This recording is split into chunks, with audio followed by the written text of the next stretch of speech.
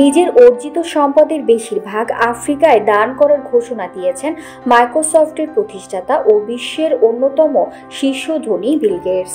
আগামী ২০ বছর তার ওই সম্পদ আফ্রিকার স্বাস্থ্য ও শিক্ষা খাতের উন্নয়নে ব্যয় করা হবে।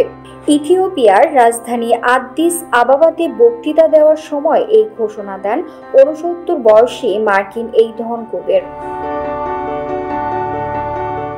এ সময় তিনি বলেন, আফ্রিকার প্রত্যেকটি দেশকে সমৃদ্ধির পথে যেতে হবে।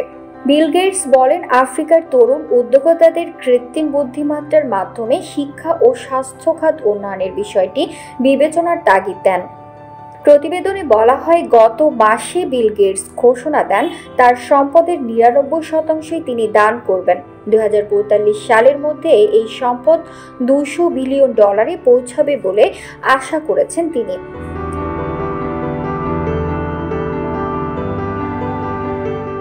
আফ্রিকার ইউনিয়নের সদর দফতরে ভাষণ দেওয়ার সময় তিনি বলেন, আগামী ২০ বছরে আমার সম্পদের বেশিরভাগ দান করব।